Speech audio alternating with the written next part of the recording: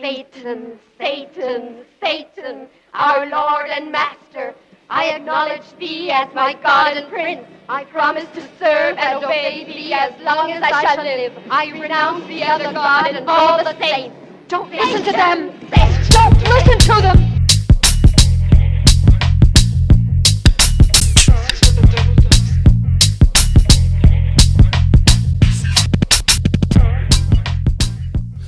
Welcome to the Ave Satanas podcast and our mini-series, Might Ain't Right. My name is Jack Violently. I'm going to be your host today. Today and for the next few weeks, we're doing something just a little bit different. But before we get deeper into that, the Ave Satanas podcast is a presentation of the Free Society Satanist. We are a worldwide collective of anarchistic Satanists under the banner of the Global Order of Satan. For more information and how to join us on Discord, check the links below in the show notes. We've also added a Support the Show tab in the show notes where you can directly donate to our fundraising efforts. All proceeds made from that tab will go to our fundraisers. Here to help me today, sitting in the producer's chair, co-founder of the Free Society Satanist. Sai, what's going on? Nothing much. Just here with a bunch of lovely people. Yep. So, along with Sai, we are joined by Felo from Capital Area Satanist. It's great to talk to you again. What's going on? Great to be back. Thanks for having me. We appreciate it. Yep. And we are also joined. This time, we don't have a funny little saying. We're just going to jump it right in. We're joined by Queer Satanic. David, what's going on? Oh, I'm getting better all the time. Thanks for asking. I'm ready to suffer with y'all again, as we have been talking about already. I decided to take away the brains of the operation. You've been demoted from the brains of the operation. We're all brains here. I would never. So, David, I've read and reread this chapter a few times now, and I feel like a big focus on this specific chapter is like the merge between super Republican and anti-Christian. I feel like in today's society and what we're going to see in the news, like the two are very much one and the same.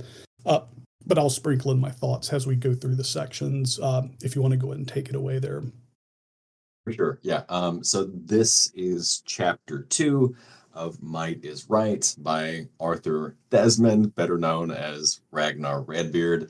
This chapter is called Iconoclastic.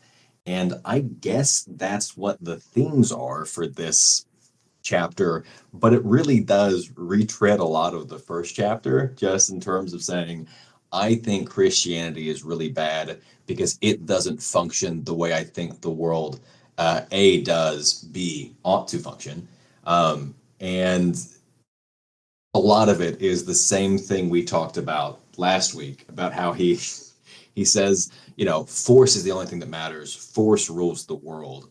And yet Christianity says that force is bad and therefore it's false. And he just kind of goes over and over again being critical of Jesus and Christianity without ever doing a good job of explaining, okay, then why is it the largest, most dominant religion on the planet? He never, even in this whole section where he focuses on it a lot, he does not do any better of a job of that. He's just going around and around in circles. It's also takes the anti-Semitism is there because he's talking about Christianity, but always in the context of that it's too Jewish, too Hebrew, etc. And this one is also significantly more overtly racist than what we've read so far. He's kind of ramping it up a little bit, kind of teasing you in chapter 1. Chapter 2, he's kind of dipping his toes in. I would imagine it's going to snowball from here, I would imagine. Chapter 3 is pretty bad too. Yeah, I think there's one quote in particular. This is a book that is, when people say it was a different time, I mean, sure, but plenty of people at this time recognize this as being an awful book. I think, as we've tried to do, there are some things in here that we like, that we think, oh, that's nice. And then he continues the sentence. Then the sentence went on, then he said the awful thing.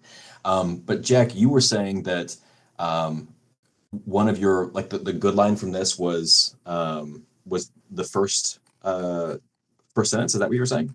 Yeah, it's like the very first sentence in chapter 2. It's kind of, do you want me to go ahead and go over that one? Oh yeah, for sure.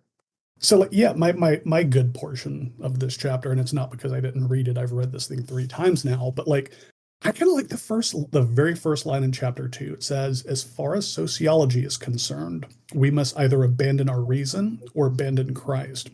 Now, this is something to me that like you see in most any satanic community. Logic and reason. We all, scientific method is what we live by. So like to abandon your reason or abandon Christ, it kind of fits with like what we're doing here, and really what any satanic community, regardless of brand, tends to think as well. Yeah, although I would say that it does also do a good job of pointing out how when people say I'm so reasonable, like is Ragnar Redbeard a reasonable man? No, not really. But Yeah. he is framing everything that he's doing as like science. This is truth. This is, reality.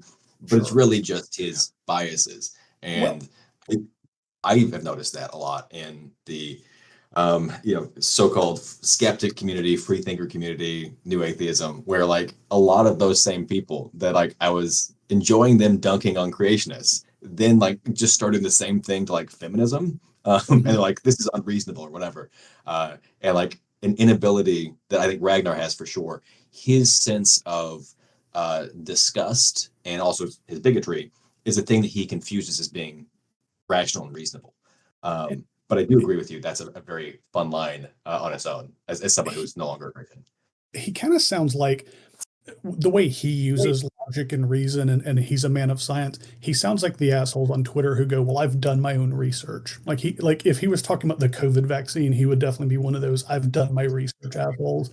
So yeah, like that's his use of logic and reason and science and stuff is what I'm gathering from what I'm reading of his. Yeah, and I had a line from this that I enjoyed a fair bit. That is the paragraph that starts the sickly humanitarian ethics, so eloquently rayed forth by Jesus Christ and his superstitious successors, blah, blah, blah, blah. He goes on. And he says, and yet when closely examined, they are found to be neither divine, occult, reasonable, nor even honest, but composed almost exclusively of the stuff that nightmares are made of. And then like, wow, that's okay. That's a good line. And he finishes it off with together with a strong dash of Oriental legerdemain. And he really has a dislike of a lot. He says that he's used a lot of different terms for it, but it's the same like foreign influence that he's always talking about. So if you pretend that last part of the sentence isn't there, that's a fine line. But then of course he does go on because that is Ragnar Redbeard. He is nothing if not consistent. And Sai, didn't you have one of your good lines from the first section as well about the Christ being self-reliant or whatnot? Yes, let me scroll here. It was on page 49 in the one that we read, but I'm not sure which page is on this one, to be honest. Gotcha. But basically he says he, parentheses, Christ. Oh, no, wait, that's... There we go. Okay, never mind. I was looking at the wrong thing. Page 61. Has not mankind had sufficient experience on what politicians are, those black-hearted creeping thieves and frauds? And then a little bit on. Curses be upon you, O ye politicians, and upon all who advocate increasing your prerogatives. I was like, this is a banger. This is unironically a banger. You're like, I too hate politicians. I mean, have you looked outside? Have you looked out the window? Yeah. Gestures broadly at everything. Yeah. Have you seen all this? Very fair. Yeah. This first bit didn't have a ton that was new, although I take that back. Fellow, what we're looking at right now was something you also had pointed out, right? About the like the Siamese Yes. twins. Oh yes, and actually even before that, in that first paragraph, real quick, is I don't think I put it down specifically as the thing I liked, but starting from the third sentence says, speaking of Jesus, all that is innervating and destructive of manhood he glorifies. Same. And goes on to say, skipping down a little bit, that in language that is very reminiscent of what LaVey picked up, he praises the humble and curses the proud. He blesses failures and damns the successful. All that is noble he perverts, and all that is atrocious he upholds. He inverts the natural instincts of mankind and urges us to live artificial lives. He commands the demonization of virtues and aggrandize of people and advises his admirers to submit. The Where was the punchline part? Oh yeah, oh Christ, thou artful fiend, thou great subverter, what an amazing Iblis. And I wrote that this is making Jesus seem cool in the exact same way that Milton did for Satan by accident. Well, it's funny. Yeah, I didn't mean to come onto a satanic podcast and be like, "Hey, everybody, isn't Jesus kind of cool?" But that is kind of the impression that I'm taking away from some of his descriptions here. Well, it's Are you funny. a youth pastor? I'm sitting in my chair backwards right now. It's funny that you mention the devil, because in Arabic, specifically in Islam, an iblis is an Arabic word for like kind of like a bad thing, or like a demonic thing, or like a possession. So I find it funny that he put that in there, because I was like, what are we talking about, dude? Actually, that stood out to me as well. And so, I'm sorry, how did you pronounce it? It was better than mine, obviously. It's Iblis. Iblis? Okay. I noticed that not only did it come up here, but also in a lot of the romantic poetry, it's referenced, and there's, more nuance to it than I know, but outside of Islam, I think people basically go, that's the Muslim Satan.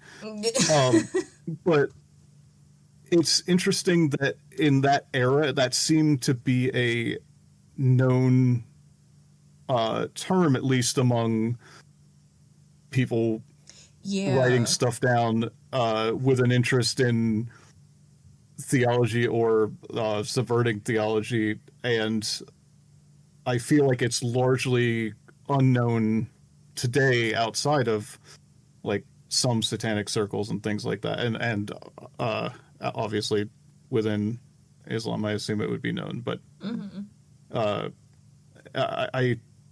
think I don't really have a point other than saying, that's interesting that it fell out of common knowledge. It's almost like, he was a racist, but at least he was an educated one.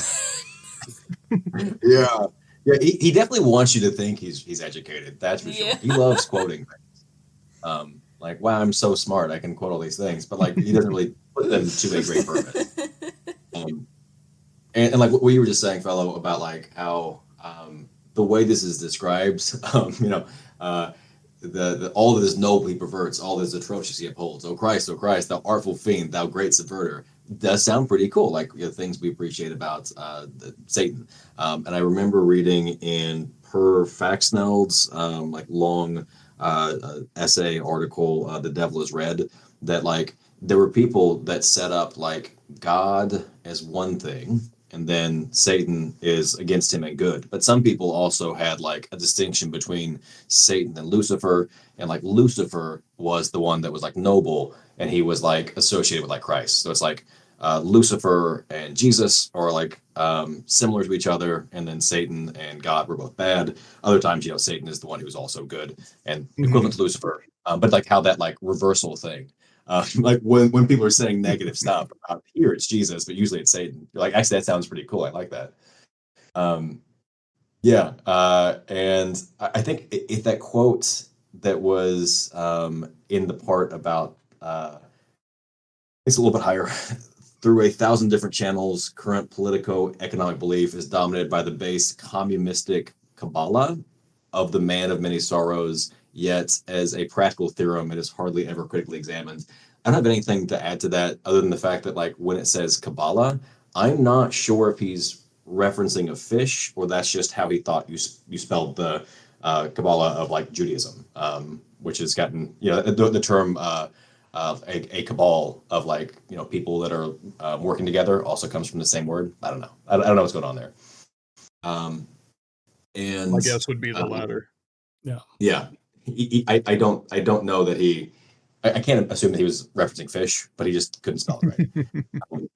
And the version that we're reading is the text that Trevor Blake, the egoist anarchist, put together. And he put a long footnote in about the Siamese twins, Chang and Ing Bunker. And he mentions that they were slave owners. That's not what the text is saying. But Fellow, you also like something about that quote, right? Yes, let me find where my note was. It's that he says, like the Siamese twins, gods and governments are inextricably bound together, so much so indeed that if you kill one, the other cannot live. Hence the open secret alliance that has always existed between the politician and the priest. Okay, interesting. But also, that brought to mind I believe it's Diderot quote that I think is just better and more classic. The men will never be free until the last king is strangled with the entrails of the last priest. That is a good line. Yeah, and also the way that he's framing this, that Ragnar's framing this, that gods and governments are inextricably bound together. So much so indeed, if you kill one, the other cannot live. But like the Soviet Union kind of killed religion.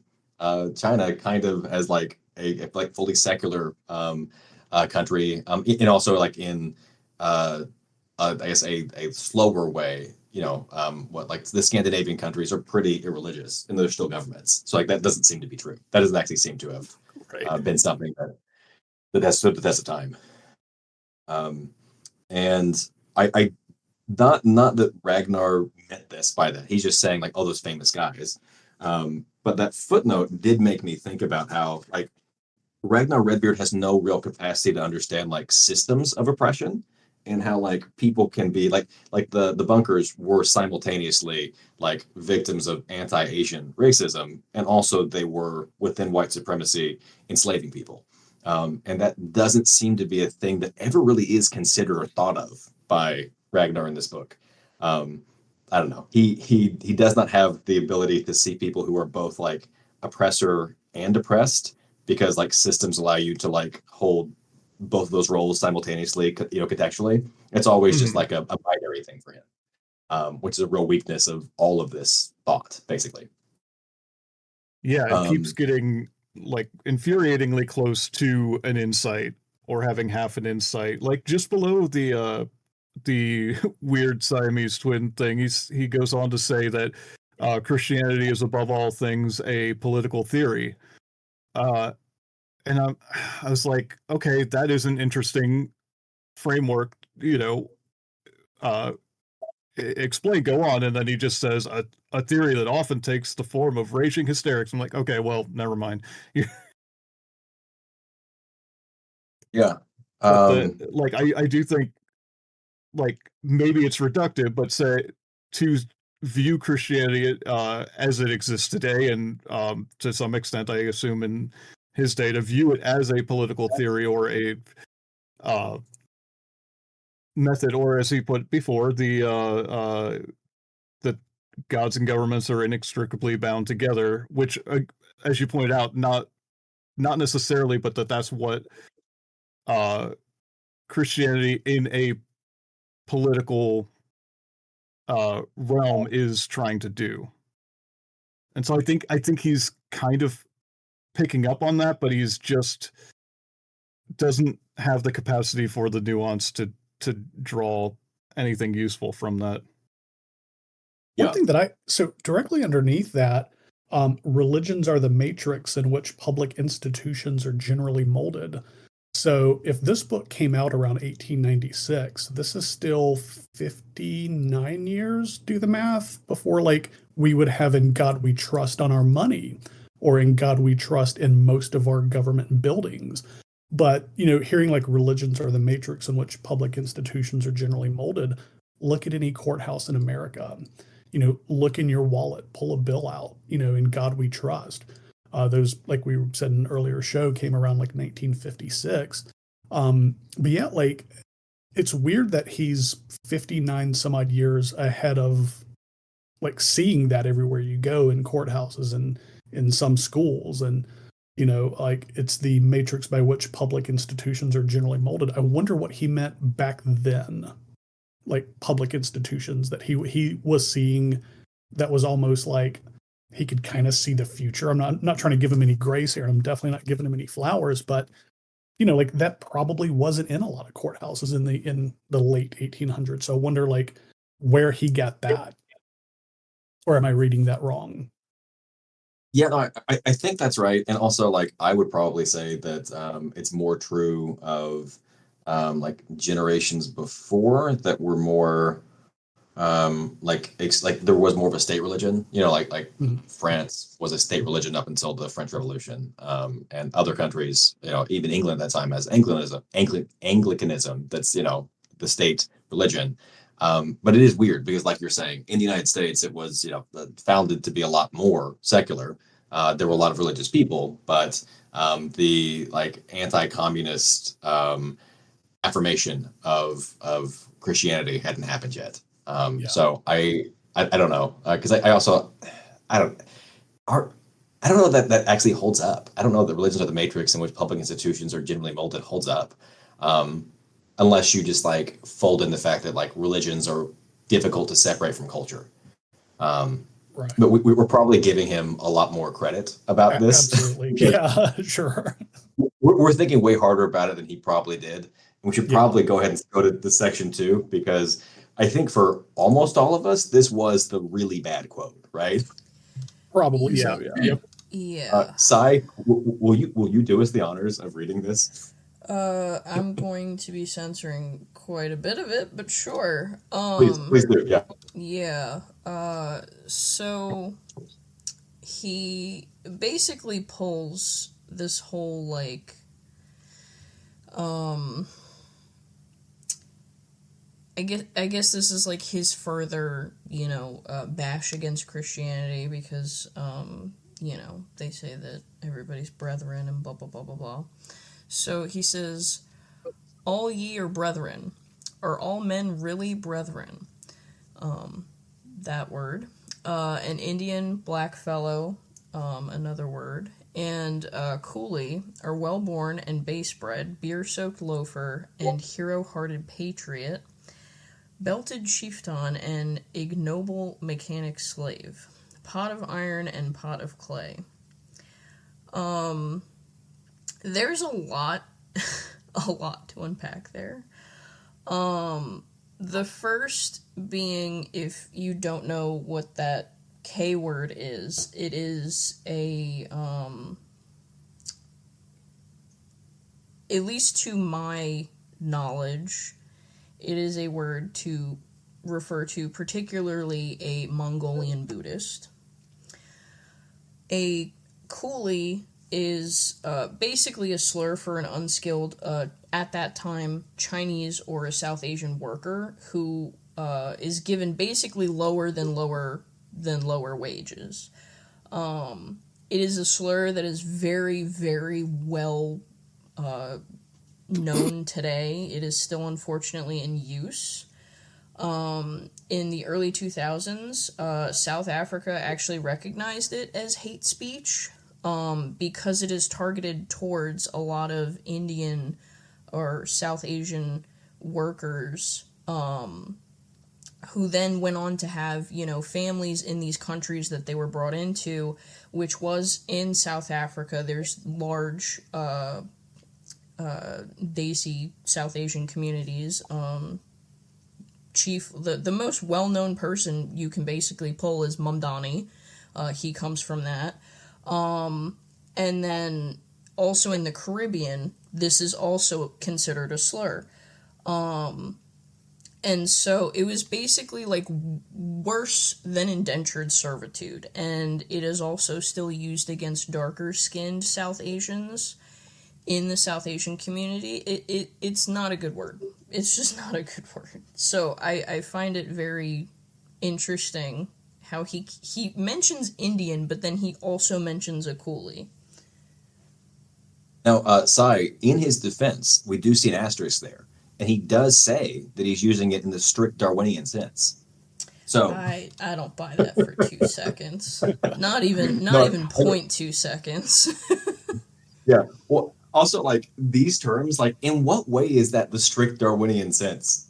Like, it's just like racist. Like, that's what he's meaning it is. But like, honestly, I feel like that asterisk is only for the very, very last part of that sentence, which is well-born and base-bred. I feel like that's what that's referring to, and not like the numerous slurs that he has said before that. That's probably true. And again, I don't even know what would just base-bred be. Like, I don't think that Darwin had anything to say about base-bred. It was just like, who is going to reproduce more? Yeah, I think that's the first time I've even seen that, to be honest. This guy has the unfortunate effect of making me root for Christianity, because he keeps making Christianity sound cool the way that he says, like, that's bad. Like, he's saying, man, Christianity thinks that we're all one human race. That's stupid. And I'm like, actually, like, the way you were saying these things makes me think I should side with Christianity here. Well, it's funny you say that, because, like, way earlier, when we were talking about that paragraph where he's, like, really going into Christianity, where he was basically, like, he glorifies all that is self-reliant and heroic, and I remember writing in my notes, I was like, isn't self-reliance what you're, like, championing this entire book? Yeah. So what is the problem here? I also, like, in this section, the same contradiction is happening all the time, where he's saying, has brotherhood ever been tried on Earth? Where, when, and with what final result? Like, he's criticizing Christianity for trying brotherhood for like 2,000 years. So, like, he cannot decide one way or the other which one it is. Like, either Christianity is bad and awful, and like doesn't work, or it has been working. It has been doing this thing across the earth, and he's not saying that Christianity is hypocritical. He's saying that it is this thing that it says it is, and that's bad. And it just doesn't really hold up to scrutiny. I don't know how much more to go through this. I was just thinking, like, he's calling himself iconoclastic and just being racist. And I feel like this, again, is the high point of scientific racism, in terms of, like, we have come to a point where people are trying to use Darwin more so, I would say, than Christianity at this point, to say that, like, there are higher and lower races, et cetera, et cetera. I was thinking about the Louisiana state constitution in 1898 was around the same time where they're, like, putting into law a lot more of, like, Jim Crow. You know, you had the American Civil War, you had Reconstruction, and then you had this backlash that was continuing from the 1870s up into this time, where they're putting it into law. And Ragnar Redbeard is claiming that he's, like, a brave truth teller, but he's just saying the things that are, like, the law of Mississippi and Louisiana and Alabama right now. And maybe he couldn't see that because he was in Chicago and it was, like, a more radical place, but, like, he's not really saying anything that people haven't heard before, I don't feel like. Did anybody have anything else from section 2 that they wanted to talk more about? So as section 2 goes on, like, so after we get past all the racist stuff, or we get through some of the racist stuff, like in about paragraph 3 or 4, he kind of starts getting into what I would say is kind of the primer of the rest of the sections, which is, like, that kind of Republican mindset of, like, as well as slamming God. So some passages would be like, you know, Christ might well and truly have said unto his followers, come unto me, all ye that are weary and heavy laden, and I will bind you in unbreakable bonds. So meaning, like, the way Republicans see the poor and the downtrodden. Like, what's Christ doing helping these assholes? Like, all he's going to do is just have a collection of followers that are like hungry zombies. When, as you guys were saying before, like, he actually does a pretty good job of making Christ sound like a cool dude. Like, he's helping the sick, helping the poor, but like the way that people who are now reading this book today, like the alt-right, the right, they look at that as like a bad thing, helping those less fortunate, helping those below you. A rising tide raises all ships, help the people below you. That's not very Christ-like of these people. So like, that's kind of what I was getting from it. Like, after I read through the Are All Men Really Brethren, that portion, I started reading like past those other paragraphs, and he's really ripping into Christ starting to help people and how that's a bad idea. You're just creating a group of hungry zombies, I think is what he had called them. But that's kind of where my men. Yeah, he's talking about primitive Christianity as like appealing to slaves, and one of the quotes is slaves, women, madmen, lepers, Magdalenes were the earliest Christians, and to this women, children, slaves, and lunatics are the raw material of the Christian church. He says that's all bad. And then these groups collectively were superior to all of the heroic warriors and took it over. Like, he's saying these negative things, and then it seems like that's an indictment of his entire philosophy, or like the Romans and whatnot, because these are the people that won. These are the guys that won. And yeah, he is not able to do much with that. Right. But well, he does say, well, Christianity organized them to overthrow the heroic principles and substituted a genuine nobility based on battle selection with a crafty theocracy founded on priestcraft, hellcraft, almsgiving, politicalisms, and all that is impure and subterranean. And again, it's like, I'm probably reading that as cooler than he meant.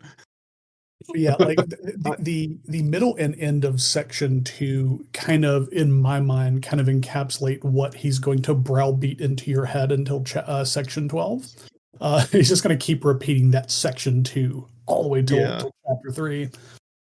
And then just a real quick thing before we move on from 2 is I had the weirdest like defensive impulse on Christ's behalf here, where he basically describes Christ as being like layabout loafing, just walking around talking to people, and like not laboring or contributing in any way. And I was like frustrated at like going, sure, during the 3 years of his ministry, he was a carpenter before that, if as the story goes. And I was just like, wow, I'm getting like red in the face over him not understanding this, like the basics of Christianity, but also was really frustrated with the part where he says something about, if everyone lived like Christ, there would be no one to labor and to like turn the mill, and saying how it's bad because there'd be no one to turn the mill, when at the very end of chapter 1, sorry to take us back there, he proudly proclaims how he would never deign to turn a mill and he would rather die. And he's presenting this as the way that everyone should be. So, fuck off. If only he knew that 129 years later, he would have 4 Satanists on a internet radio show defending Jesus. This is crazy. I feel like, you know that meme where it's like, hurry, get behind me? I'm like, Jesus, get behind me. I got you. and actually, to go on to section 3, because it's more of this, because it's all about the golden rule. The first sentence starts out: is the golden rule a rational rule? Is it not rather a menial rule, a coward rule, a best policy rule? And there's this whole thing that's like I feel like a poor understanding, at least how I would understand the golden rule. It's not that everyone has to like behave exactly like you. You just have to like think about other people, right? Like, that's a big part of it. You're trying to like, you want others to treat you a certain way, so you act that way. And so that's just like asking someone else what they want, etc. And this is just like a bad faith reading of that. However, I do find it interesting that that second paragraph starts out: is it reasonable to ask praying animals to do unto others as they would be done by? if they acted accordingly, could they survive? And then, what if only some accept the golden rule? So this point that he's making, I'm not sure if he's ripping off Nietzsche directly or not. But I was thinking of, like, first of all, William Blake in The Marriage of Heaven and Hell has his, like, Proverbs of Hell. And one of them is, one law for the lion and ox is oppression. One law for the lion and ox is oppression. That's a very, like, concise way to state this, that, like, people have different interests and some of them, like, come at the expense of somebody else. But I think that that's, like, not a good analogy, really, because we're people, not animals. Okay, that's a whole other thing, and I think Felo was going to point that out later. But I mean, like, we are not distinct from one another as people the way that different animal species are, with, like, carnivores and herbivores. But that's what he says. That's what Ragnar says. That was what William Blake said. And then I think it's in Thus Spoke Zarathustra, the Nietzsche book. I haven't read the full thing. I've read parts of it. But Nietzsche says, there is nothing very odd about lambs disliking birds of prey, but this is no reason for holding it against large birds of prey that they carry off lambs. And when the lambs whisper among themselves, these birds of prey are evil, and does this not give us a right to say that whatever is the opposite of a bird of prey must be good? There is nothing intrinsically wrong with such an argument, though the birds of prey will look somewhat quizzically and say, we have nothing against these good lambs. In fact, we love them. Nothing tastes better than a tender lamb.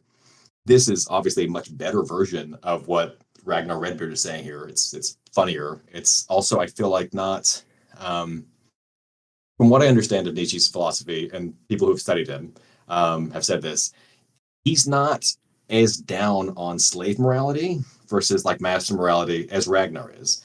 Nietzsche is saying that, like, slave morality won out and he wants, like, a more heroic thing, but Nietzsche's more appreciative of slave morality on its own terms than Ragnar ever is. And Nietzsche can acknowledge that slave morality won out. And Ragnar doesn't seem to be able to do this. He's saying that it's not real. It doesn't exist. And this just reminded me of, like, a better way that this point has been made by other people. Agreed. Okay. There's one more thing from this section, and it was just a little farther down. It is from alleged moralisms of this sort, that paragraph. And fabulous principles that, and he lists this out, are mob orators, are communards, revivalists, anarchists, red Republicans, Democrats, and other mob worshippers in general derive the infernal inspiration that they are perpetually hissing forth. And it's just like, oh, actually, it goes on. Even the subversive pyrotechnic watchwords of their Mephisto Millennium are to be found in the Holy Gospels. Is it not written? It goes on. Okay. This sounds pretty cool, Jack, right? This sounds like he's making all these people sound kind of cool. Right. I mean, he's given us anarchists a little love on that too. Dig that. However, communards, is that kind of like, that sounds like a slur, doesn't it? It's not, but it sounds like one. Lived hard, I guess. Like what would be the new colloquialism of the right? I believe that was the term that was used for the Paris Commune. Specifically those guys, they weren't communists, they were communards. But yeah, it sounds like a 4chan slur. Right. I think I'll look that up. Was there anything else from this section? Because again, like, as we're going through this, he really starts repeating himself. He definitely reads the golden rule like it's a bad thing. Like, I feel like he wished it said do unto others before they do unto you. Like the premise of looking out for the downtrodden, showing true strength. Like looking out for the ones less fortunate. That's true strength. And I feel like he just misses the boat on so many levels. But yeah, like he definitely read the golden rule like it's a bad thing. Such a foreign concept for him to show true strength. Yeah. Well, also, like, I don't know, like we aren't like in a steady state. Like this is kind of like anime tends to believe like power levels for people, like as like a steady thing. Like I get sick sometimes. I get injured. I'm not always my best. Sometimes I need someone else to help me. And if I am willing to help other people, then in the future they will help me. That is actually like a pretty good strategy, as we've seen throughout, the human species, that like being willing to not just dominate, but actually help carry others. Doesn't always directly impact you, but like showing you'll do that for others tends to mean that people want to do that back to you. It's actually a good survival strategy, I think if we can go on to section 4, Yeah. this will start to be a lot of the plagiarism, correct? This is, yeah, I believe a so. lot Yeah. of it. A lot of it was just word for word copied into the Satanic Bible by Anton LaVey, specifically the Book of Satan. And yeah, he doesn't change much. Love one another, you say, is the supreme law, but what power made it so? Upon what rational authority does the gospel of love rest? Going to that thing of like the rational. Uh, I, I do enjoy the reversal. Why should I hate mine enemies? And I think, is this where the smashing in the face comes from? I believe so. Yeah. Yeah, I was going to ask Yeah, about that. yeah. In this section, it says, love your enemies and do good to them that hate you. This and despitefully use you is the despicable philosophy of the spaniel that rolls upon its back when kicked. But hate your enemies with a whole heart, and if a man smite you on one cheek, smash him down. Smite him hip and thigh, for self-preservation is the highest law. This is one of those things that I think is really like, if you're going to hear a quote from the Satanic Bible, it's something like this, right? And a fellow, you were just talking about this with someone who was like, I thought Anton LaVey was a pretty good writer. And like my reaction to that was, I don't think he was that good of a writer. And most of what was quoted is like from Ragnar, who's not a great writer, but he does have some bangers. He does. I feel like this section does have some of them. Given blow for blow, scorn for scorn, doom for doom, and with compound interest liberally added thereunto. Yeah, and that is again taken word for word into the Book of Satan. Eye for eye, tooth for tooth, eye fourfold, 100-fold. Make yourself a terror to your adversary, and when he goeth his way, he will possess much additional wisdom to ruminate over. That's the version that's in the Satanic Bible. I don't know. I mean, this is fun. I don't know that it actually holds up to analysis like a lot of the other stuff, but this one at least is more fun than we've read so far. Do y'all feel that same way? Yeah. Yeah, I feel like removed from the context of Redbeard and read in the Satanic Bible, it's one of the handful of things where I was like, okay, this is edgy language, obviously, but it is helpful for people who have been raised to always kind of diminish yourself and before authority to read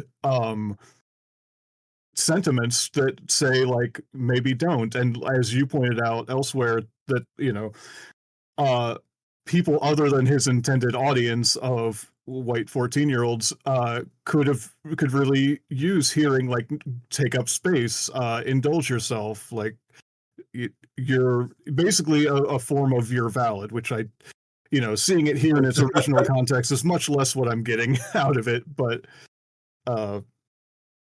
it is one of the things where I was like, if I look at it in just this kind of light and squint, and I'm trying to be as generous as possible, this is actually a takeaway. Yeah, and so it has some lines we can see why Anton LaVey and Diane Hegarty took this, cut around a lot of the anti-Semitic and more like overtly racist stuff and just took this. It does work. I had my weird thing was from this section. It's the part that's not highlighted at the very bottom there. After all, the true proof of manhood is the one part that's Sorry, what's not that? I was like, the one part that's not Yes. highlighted. The one part that was not pilfered, where it says, after all, the true proof of manhood is a splendid progeny, and it is a scientific axiom that the timid animal transmits timidity to its descendants. I think that's just Lamarckian evolution, right? Like that's not Yeah. science. That's actually wrong. That's it was a scientific axiom. I don't even know that it was back then. Maybe it was. It's not Darwin. It's the exact opposite of Darwin. So he's like social Darwinism, but not scientific Darwinism. So my weird thing actually comes from this section as well, and it's the very last paragraph before we go to 5. If men lived like brothers and had no powerful enemies, neighbors, to contend with and surpass, they would rapidly lose all their best qualities, like certain oceanic birds that lose the use of their wings because they do not have to fly from pursuing beast of prey. And it kind of ends with, truly what a festering hell fenced in this globe could truly be. So this one bothered me because it's the exact opposite of reality. Like without wars, without rivalry, without competition and conflict with your neighbors, that sounds like nirvana. Like having to need all of that to feel important is just a sad, miserable existence. Like to have to need to like go to war with your neighbors and conquer and conquest and steal from them, take their golden land and resources. That sounds fucking miserable. Like, why not just get along? Well, I know we're getting back into like praising Jesus here. This is going to turn into the Ave Jesus podcast. But no, like, it's just like in an anarchistic society, we all just choose to get along and work with each other rather than to war and tribe and conquer. Like it just sounds miserable to me. It's this whole thing about how like all of our best qualities come from like competition and like trying to like kill each other or whatnot. That idea I feel like is talked about in like chud spaces these days. So with the phrase like iron sharpens iron, is like I think it's talked about all the time. That of course is from the Bible. It's from Proverbs, and that is an idea, a biblical, by the way, Hebrew idea, right? That seems to align totally with this, but for whatever. Only because he's so anti-Semitic, he cannot actually like read the Bible and find things saying what he already agrees with. It's just like it's not a new idea, but like you were saying, it's not true. Iron doesn't actually sharpen iron. I'm pretty sure that's not how that works. You need stone. This is not true. And like when people can help each other and not fight, when we don't have like a mindset of like thinking things are scarce, I need to take care of myself first, and then anybody else can. I need to steal from other people to make sure I have enough. If we don't do that, we can actually all have more and be okay. This this kind of sentiment will show up later in stuff like the fourth turning, I think it's called, with the whole sentiment of good times create weak men, blah blah blah. But it's written in such a like foolish way, I'm gonna say, that it brings to mind like Lionel Hutz imagining a world with no lawyers and it's everyone in a sunny pasture holding hands. And so I do not think that the view that this was actually meant as parody holds any water, but I am sympathetic to the people that thought that based on lines like this. Yeah. Because this is absurd. If we're good to move to section 5, I only had one thing from this, unless y'all had more. And it's that very first section where it says Reverend Ferdinand M. Sprague of Chicago, blah blah blah blah blah. The sheet anchor of socialism, according to its ablest exponents, is the holy Christian religion. Its motto, founded on the precept "Love thy neighbor as thyself," each for all and all for each. Its working principle for the present is altruism. Its working principle for the present is altruism. Is that right? Oh, sorry. Yeah. I quoted that twice. Sorry. But it has a footnote that says the ethics of socialism are identical with the teachings of Christianity, is what it says in the 1896 version. It is fixed, so it's a better quote there. But I couldn't find this quote anywhere else but Might is Right. And I did poke around, and it is a real quote, but just not quite that way. The real quote, which I will drop into the chat, unless it cut it off. Yeah, I did. A great deal of the historic socialism has been regarded as a necessary implicate of idealism. Most of the prevailing socialism of the day is based on the frankest and most outspoken revolutionary materialism. On the other hand, many socialists hold that their system is a necessary outcome of Christianity, that socialism and Christianity are essential, the one to the other, and it should be said that the ethics of socialism are closely akin to the ethics of Christianity, if not identical with them. And that is from the 1902 edition of the Encyclopedia Britannica. That is not the encyclopedia saying that. It's saying that like some people say this, and it's just interesting that Ragnar presents this in this way. That like, oh, even the Encyclopedia Britannica says that socialism is the same thing as Christianity, which makes Christianity sound cooler. Just because he's bad. For saying this, and you guys go, wow, isn't Jesus cool? Chuckles, I'm in danger. So I'll be going to church on Sunday, guys. If you know the city in which I live, if you come by my church, I'll give you a sticker. No, After I read this, I got to turn my heart over to Christ. I got to do it. The witness. I gotta be a witness. Yeah. So this is more stuff that makes Christianity seem cooler. I think if we're good to go down to section 6, the only interesting things from this were that there was no section 6. He just forgot. He just forgot to include it. The Trevor Blake note says no edition prints a section 6 for chapter 2. The 1896 edition prints a double line break following died on a gallows, suggesting this is where section 6 should go. And so since then, some people have corrected it. But again, it's like, this is a sloppy book. Like I think this version we're looking at right now is from the Dill Pickle Press, like reprints, like a company came back in the early 2000s and printed it under that. But none of the original editions fixed this. So like he got a lot of cracks at it. And he couldn't do numbers. He couldn't get his numbers right. That's our guy.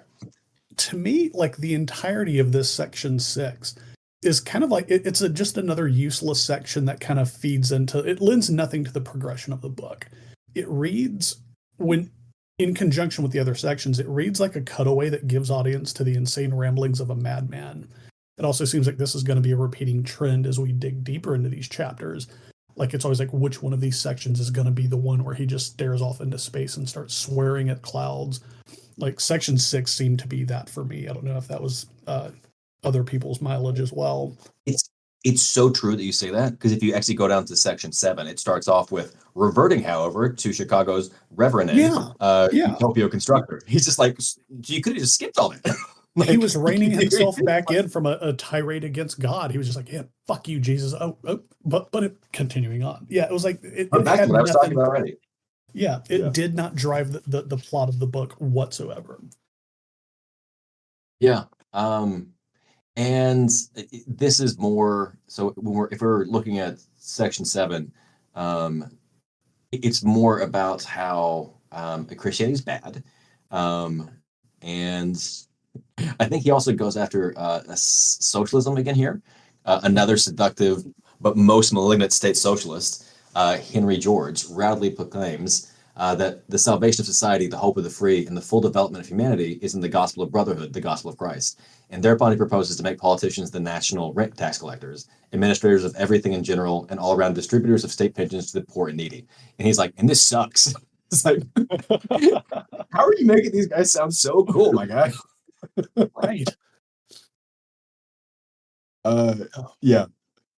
And the only other thing I think I had from this was the paragraph that starts off with, the church is the idol of the priestly parasite. The state is the idol of the political parasite. Beware, O America, that in escaping from the holy trickery of the monk, you fall not an easy prey to the loving kindness of the politician. Even if the reformer succeeds in reestablishing upon majority votes the dark tyranny of the greatest number, we have this constellation to fall back on. Such organization must ultimately tumble down of its own weight and then redivide upon into warring fragments. Nothing that is unnatural can last for long. And again, like this, like the idea that like nothing that is unnatural can last for long is like, you're saying Christianity is unnatural and it's lasted 2,000 years. Like, what is a long time to you? He just doesn't do a great job of that. Yeah. He has never seen a Twinkie before. Those things last for fucking ever. No, so that's such a bad. God damn it. Damn, Andrew. Jesus. Okay, never mind. Well, here, I'll save you with an even worse joke. Thank you. There's a line in this that it reads as though Redbeard somehow plagiarized from LaVey. They reach forward in time, and as you pointed out, I have read way too much LaVey, but he says, no matter how eagerly madmen may try to do it, there is no known process whereby they can jump out of their own skins, to which I wrote, technically true. Yeah. I mean, he goes on to use that as a point against Christians or socialists or whatever, but just taken by itself, I was like, that sentence is weird, but I can't quibble with it. Yeah. Actually, two of us have the good thing comes from this. Sai has something from this section. The has not mankind. I think it's like the second paragraph of section 7. Yeah, I mentioned it earlier, but because it's such a banger, All right. hold on, where is it again? Here we go. Okay. Right here. Has not mankind had sufficient experience of what politicians are, those black-hearted creeping thieves and frauds? Their sting is deadlier than the bite of a cobra, and in the breath of their mouth there is death. Curses be upon ye, O ye politicians, and upon all who advocate increasing your prerogatives. Bro was spitting bars right there. I, I'm just looking also at like the paragraph right to that. Presidential candidates from Jefferson to Lincoln, also their apish imitators, have generally indulged in equally shallow Romanade because it means votes, and for votes, office seekers would dress up in glowing language and ray forth any devilish deception. Going back to the thing, is the devil bad to Ragnar? Seems to be. He also he also hates Christians. Oh, hi, Mercy Kill. Thanks for joining us. But like, I don't know what he feels about Jefferson or Lincoln, like good or bad. It's his politics don't really map on to anything because he's just so. Maybe it's because he's out of the country. He's also just pretty pretty bigoted in lots of ways. Cool. And then my good thing came close to the end. It's like the second to last paragraph that starts off, "The universal church is no more. All we see of it now is jealous remnants." I think that's a pretty cool line. He goes on to say some other stuff, but jealous remnants is a fun turn of phrase. And also, yeah, sure. Now we don't just have the Catholic Church and also Eastern Orthodox. Now we also have all these Protestant churches. It is interesting that like Christianity was so dominant that it started to like go against itself. But that was the one part where I was like, oh, this sounds pretty good. It doesn't really connect to anything else. Does anybody else have anything from section 7 for this? I don't think so. Nope. Okay. Moving on to section 8. I have so it starts off: liberty, equality, fraternity. Those three great lights of modern democracies are three colossal falsehoods, ignoble slave shibboleths, impossible of actualization, even if proclaimed by some superhuman Satan, followed by armed hosts of unkillable demons, all armed to the teeth with flaming swords, Greek fire, and dynamite cannon. To which we say, "Hell, Satan." That Hail makes Satan. it sound really Hail cool. Satan. Also, Finally. what is he smoking? like, what are these visions that he has? So in this way, he is a pretty like bog standard conservative of his day, where like they fucking hated the French Revolution, right? Like they were still like reeling from the French Revolution and trying to get like monarchs back on the throne for so long, and I think fascism is kind of explained by like them having to give up on monarchism, like monarchies and kings, and like have to do something else. So he really fucking hates the idea of democracy and like people having rights. As Mercy somebody Kill who shares said, a birthday with Bastille Day, I too hate the French Revolution. Bad joke. Never mind. Sorry. Mercy Kill says that's an epic metal song if I ever heard one. Yeah. And when he says things are bad, he oftentimes makes them sound really cool. So I'm glad he finally talked about Satan, because he makes Satanism sound really awesome if that's what it is. I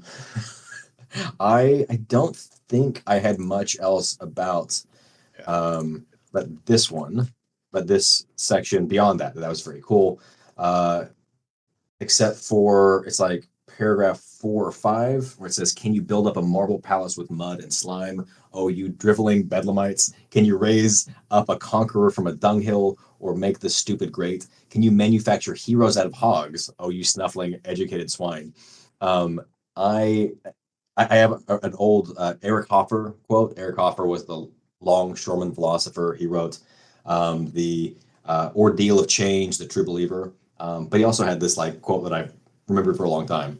Elitists never tire of repeating that only the chosen few matter. The majority are pigs.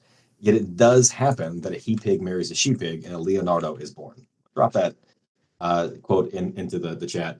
I think that the idea that like you need like a Leonardo to be born is a little ridiculous.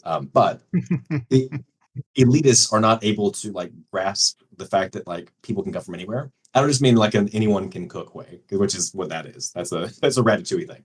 But it's just like the idea that like there is some like bloodline superior class of people is not at all backed up by history when you study things, and that's what all of this is based on. That like people deserve stuff because they were just like essentially superior to everyone else. If you don't have that idea, then everything else kind of falls apart. So help me out here. Okay, so a dunghill, another word for that would be a shit pile, correct? Sure. Okay, can you raise a conqueror from a shit hill and make the stupid great? No, but we can elect them into office. Oh, sorry, Sure. Yeah. Yeah, once again, man. Got him. Politics. Got him. Throwing a jab, 86-47, motherfucker. Yeah. Okay. And I again, think we like can. this is like that thing you hear often about if like your resistance was impossible, they wouldn't have to have all this propaganda.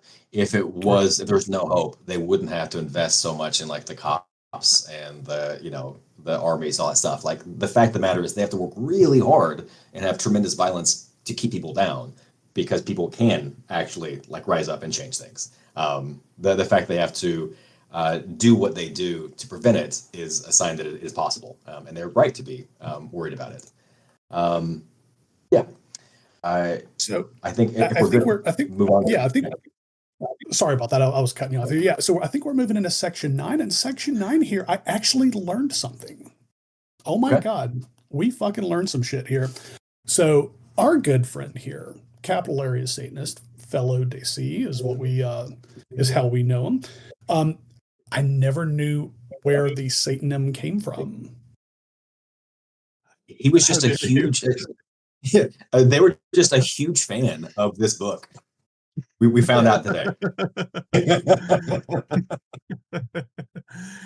So I am being roasted for including in our show notes or our document that the term "fellow to say" shows up in this, and I pointed out this is not where I got the the term from. I actually got it, if anyone cares, I don't know why they would, from The Savage God, A Study of Suicide. Yeah. And for anyone who doesn't know, I haven't really talked about it elsewhere in satanic circles, I don't think, but fellow to say is a kind of old-timey legal term for a suicide. And also, literally in Latin means a felon of the self, and it also was a term used to refer to someone who dies outside of the grace of God, and often means they can't be buried in like a church cemetery and things like that. So I came across it in, again, I gotta stress, a different book, and was like, that's a cool term. I'm gonna steal that. But you also have something to say about the first part of this. The man is part and parcel of the animal kingdom. Sorry, there's a long thing. Man is part and parcel of the animal kingdom, and he cannot escape from the draconic ordinances that despotically govern that kingdom and environ his being like an atmosphere on every side. You pointed out that LeVay probably got his man is the human animal from something like this. Yeah, another one of the lines from LeVay that I actually thought was pretty decent, and was just reading as pushing back against a human supremacy kind of thing, where he says, I'm paraphrasing, that man is an animal, no better than, often worse than those that walk on all fours. But I said in the notes that this it really takes a lot of the wind out of that, knowing that he read into this shit. Yes. Unfortunately, most of his good ideas were taken from other people and presented as his own. I didn't have this pointed out before, but based on what Jack had said before, I think that third paragraph, every man is under an obligation to fight and bear his own burden. If he cannot do so, others cannot do his fighting or his burden bearing and their own at the same time with reasonable safety themselves. He I therefore literally finds it wrote Y in the margin. yeah. He therefore who finds it impossible to carry his own burden had better sink down and die in his tracks than impose an additional load upon the shoulders of his kind-hearted fellow strugglers, for they would be overloaded and consequently unable to fight successfully, so all might perish together. And like you're saying, this makes no sense. Actually, if people band together and work together, we can carry more things together and like defend each other. Like you can sleep, and I can bear watch. You can hold one thing, I can hold another. Like his understanding of how cooperation makes sense. It's wild. I don't understand. I don't understand how he is this incapable of understanding mutual aid, and he really is. Well, in his defense, I doubt he ever saw the 1998 classic Ants with a Z. That's a deep cut right there. Wow. That's amazing. No, I mean, I was going to tie into something completely different to that. Like, man cannot carry your burden, others' burden as well. Like, to me, I kind of read that as like a military, fighting for the people who are back home. In the romanticized version of the military, they are carrying the burden of the American people and fighting for the flag or whatever. But so he likes war. He likes conquering. But this, like carrying the burden of others and fighting the burden lest they be down in the mud and die, that's kind of what ancient and modern military is thought to be doing. That's one way you could spin it, I guess. So yeah, this guy probably also hated the military. How very Republican of him. Yeah, his ideas about the military are, I think that comes off when he's talking about women, actually, that women love a conquering army. That's his, he as far as we know, Arthur Desmond, Ragnar Redbeard, was not successful with women, and that is not a surprise to anyone. No. Who's the way that he talks about things. Jack, you go, no. It's a shock to no one listening. Jumping on to section 10, yes. We see Ragnar poking at the Russian Christian anarcho-pacifist Leo Tolstoy, who we know did indeed read at least part of this book because he said something about it in 1897's What is Art? And I will drop the link in there for that. This starts out, Count Leo Tolstoy, undoubtedly the ablest modern expounder of primitive Christliness, is in a much translated volume entitled Work While Ye Have Light, writes thus: our faith tells us that bliss is to be found not in resistance, but in submission, not in riches, but in giving everything away. And then we have not quite succeeded in casting off every habit of violence and property.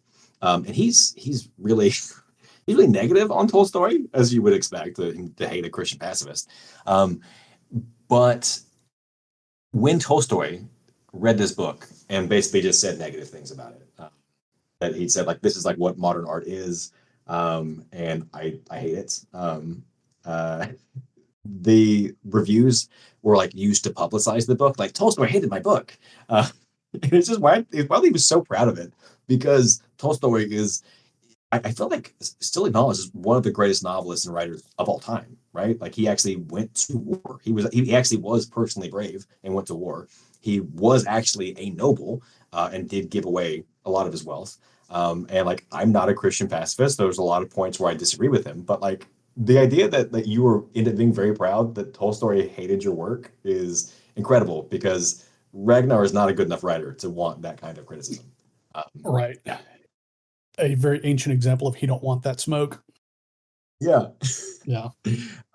And this section also has, let's see, where is it? Where the paragraph is, he fed the hungry. Is that right? Yes.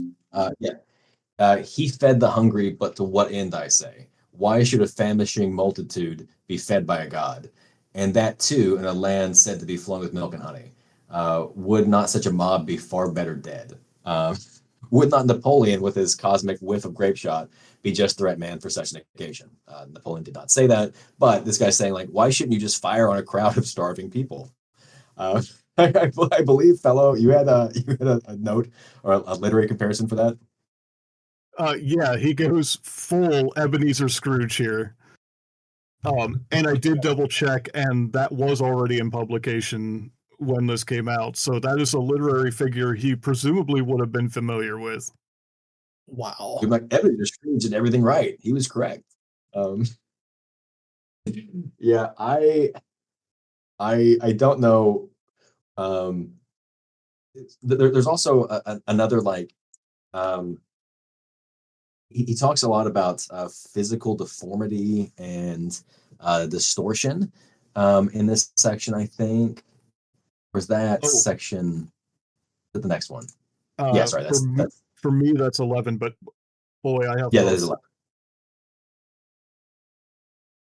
11. Yeah, I skipped down to the wrong thing. Was there anything else in yeah, sorry, I had skipped down to 11 by mistake. Was there anything else in 10 you wanted to talk about? I don't think so, no. No. Okay. Yeah, in section 11 it said during the 3 years during the 3 years of Christ Jesus' peripatic tramplings, he never said anything that had not been better said 1,000 times before by dervishes, spellbinders, and Mohammedans. This might be my favorite part. Okay, so you're saying that's your favorite. Okay. I thought dervishes was like in like the Islamic tradition, and specifically it was what are they? Not Sunni, not Shia, but it's like a more like mystical understanding. The Sufis. Yeah, the Sufis. I thought like Sufi Islam or like that, like the whirling dervishes, like this like idea you're getting to kind of this like, I don't know, ecstatic state to like worship and talk to Allah. That would be that, I think, which is like hundreds of years after Jesus. So like, why? How is that the example? How is that the example that you're bringing up, my guy? A lot of these things, I don't think he like timeline checks it. Honestly, like I think he just throws out shit just to throw it out without like checking where in the timeline it is. Yeah, and like spellbinders, not specific. Mahatmas, I am pretty sure this guy didn't know anything about any South Asian religions, really. I assume that he got this from Theosophy, the Helena Blavatsky thing. I don't know. I think he's making references to make you think that he's smarter than he is. But as you can tell by the way he's using the references, he's not that smart. He's actually not that educated. Yeah, it's an annoying thing. As I read him do this, I'm like, I really have to make sure that I am not trying to reference things to appear smarter than I am. Yet Mercy Kill points out, he does use the G slur, and he would probably, if he were alive today, use it even more because that's the kind of horrible person that Arthur Desmond was. Yeah. We're getting close to the end. So I'm trying to be mindful of you, Jack. I'm sorry. Are we good to move to section 12? Oh yeah, absolutely, yeah. Sweet. This is the other big section from this chapter that was just ransacked wholesale by Anton LaVey and the Church of Satan, right? Yeah. Again, doing that thing that I keep comparing him to William Blake, like the Marriage of Heaven and Hell, just does this like inversion of expectations thing a lot better. But we have, blessed are the strong, for they shall possess the earth. Cursed are the weak, for they shall inherit the yoke. Blessed are the powerful, for they shall be reverenced among men. Cursed are the feeble, for they shall be blotted out. But he's been calling Jesus Christ feeble this whole time, and he's kind of like the most reverenced among men figures in all of history. Like all of our problems with Christianity, Jesus is pretty popular. So like that statement is like he's saying like, I wish it were this way. I wish it were, but there's real reason to believe that. And then also just like the third paragraph, blessed are the battle-blooded, beauty shall smile upon them. But like Arthur, as far as we know, never actually went to war. he was not. He's not exactly a stolen valor guy, but like he actually I take it back. He is, because there's like legends he propagates about himself that he died in the Boer War or something. Right. Yeah, just a piece of shit. But if you liked this in the Synthetic Bible, the Book of Satan, just know this is where it came from. They copied it kind of word for word. So as I was reading through the entirety of chapter 2, I almost have an eye or a mental eye for remembering what all portions were wholesale copied by Anton LaVey. Because when I got to 12 and it's like, blessed are the strong, so when I read the Satanic Bible, I read it in the voice that Anton LaVey spoke. And it's a very annoying thing to do. If you cannot do that, I highly suggest it. But I was like, blessed are the strong, for they shall possess the earth. I was almost hearing bells in the background and wind blowing behind me. Like he was saying this shit out in the wild or something. But like, it was just crazy to me. I was like sitting here reading it. And I immediately, upon going to section 12, started reading it in Anton LaVey's voice. So yeah, it is kind of wild that this was the portion that he just wholesale copied for the Satanic Bible. Yeah. I mean, like, and some of these are, again, like they're interesting, like reversals, but I feel like if you want this, just go read The Marriage of Heaven and Hell and The Proverbs of Hell by William Blake. William Blake had some bad ideas. He was also living in the 1700s, and he does not seem to be motivated by the animus and just pure bigotry that Ragnar Redbeard did. And I assume also that Anton LaVey didn't steal from The Marriage of Heaven and Hell because he could expect that to be identified more immediately. And this one he just thought he could get away with. And to his credit, he did get away with it for a little while. So good for him. Did anybody have anything? Did anybody have anything from this section before we get to the last two poems? I do just think that the blessed are the yada yada, cursed are they, is one of the most recognizable parts of what LaVey took. And I was surprised to see that the one part that rung in Might is Right as kind of a neat wording is one that LaVey actually softened quite a bit. Oop, I'm getting a little bit of echo. Okay, but in this it reads, blessed are they who believe in nothing. Never shall it terrorize their minds. And for some reason, LaVey felt the need to change it to blessed are they that believe in what is best for them. Shall never shall their minds be terrorized. I'm like, I don't know why you pulled that punch. But that's it. Anyway, let's go on to the poems. Cool. Because Anton LaVey did not take anything from these poems, thankfully.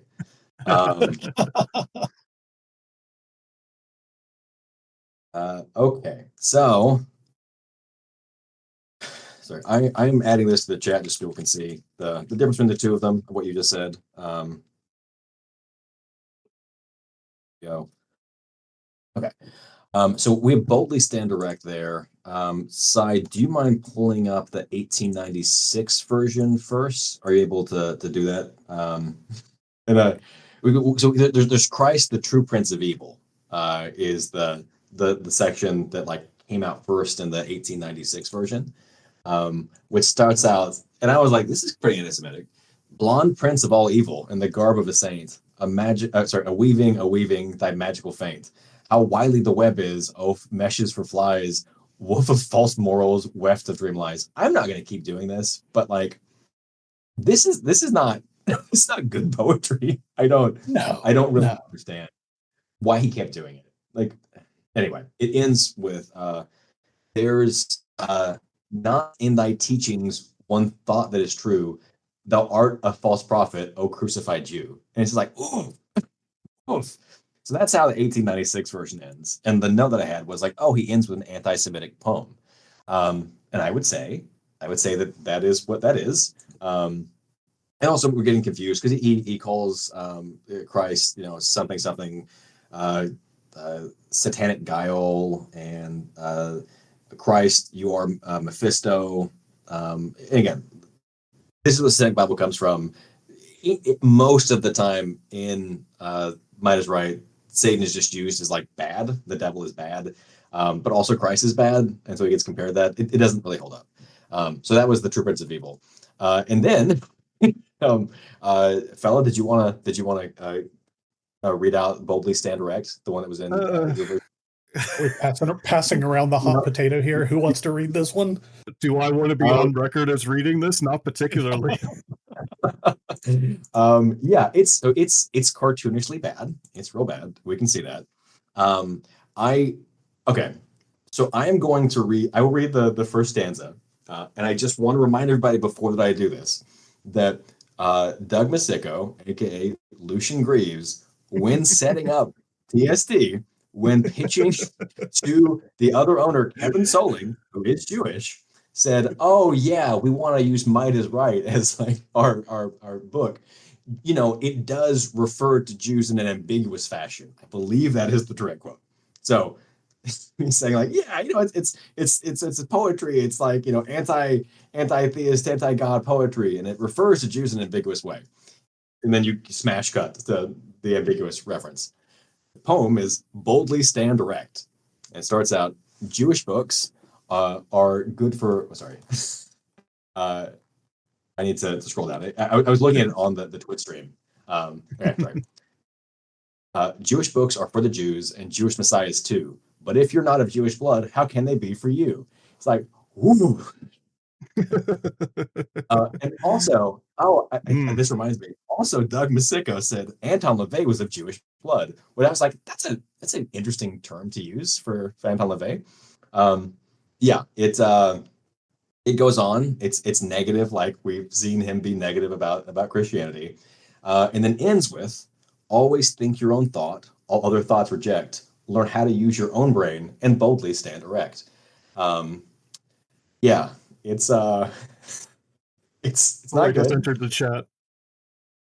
What'd you say? Freud has entered the chat. Yeah. Definitely a lot of phallic imagery here. And yeah, think your own thoughts, like racism, anti-Semitism, misogyny. That's the lesson of Ragnar Redbeard.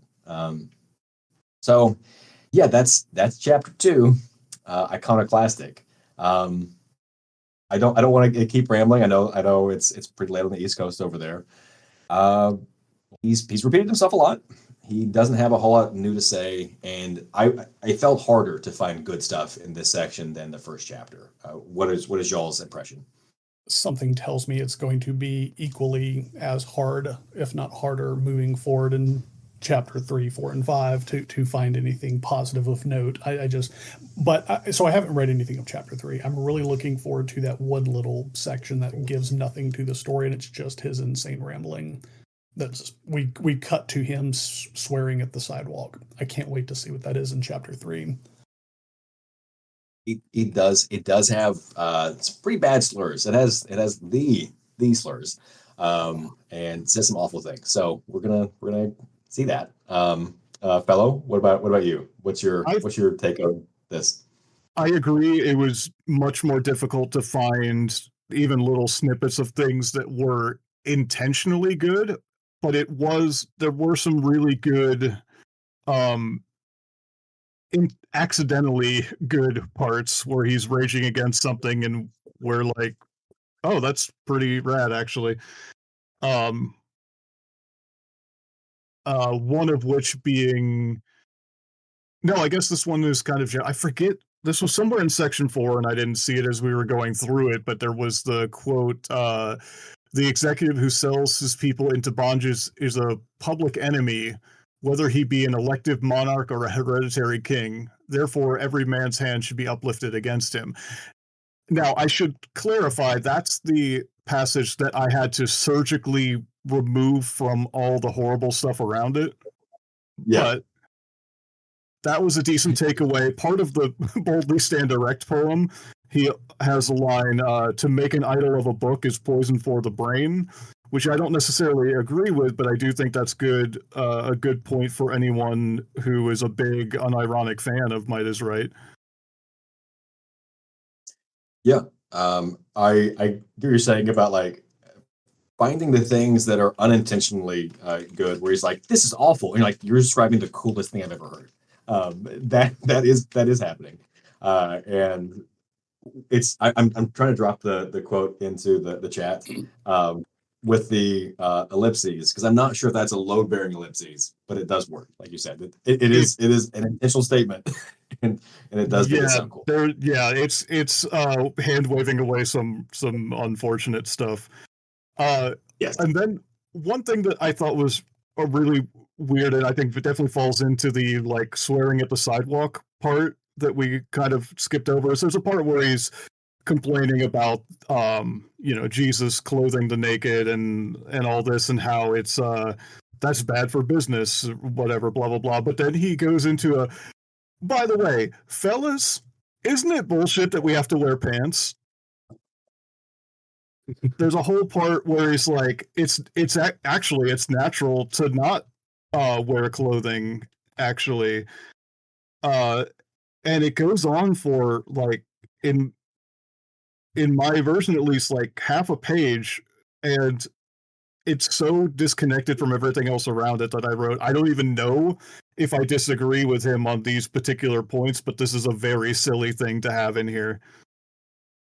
He does he does get very silly. I was going to ask Sai for her feedback, but I think she might not be available just now. We can confirm whether or not that's true. It's very late. And but yeah, I feel like it's probably a good spot to kind of end on there. I would say. Cool. Yeah, not the point I intended to stand on, but thank you for your time. But yeah, no, this has been chapter 2, the Iconoclastic. Join us again in like 2 weeks. We're going to be doing chapter 3, the spinning of the web. David, tell the folks where we can find you at. You can find Queer Satanic at queersatanic.com, and also on most social media. You can find that by going to campsite.bio/queersatanic. And that's got all of our stuff there. I dropped that into the chat. Felo, do you want to tell us, is your website back up? It is, yes, thank you. You can find us, what we do at capitalareasatanist.org. There is a link to our Discord there, which anyone is welcome to join. You don't have to be in the DC area. But yeah, come check out what we've got going on. And yeah, we're definitely going to have both of those in the show notes. If you're listening, you can find Sai and myself over at the freesocietysatanist.com. And much like with Felo, there our Discord link is there as well. But yeah, no, join us in 2 weeks' time when we're going to be going over chapter 3, the spinning of the web. But until next time, guys, hail Satan and hail thyself. Hail Satan, Ave Jesus. Ave Jesus.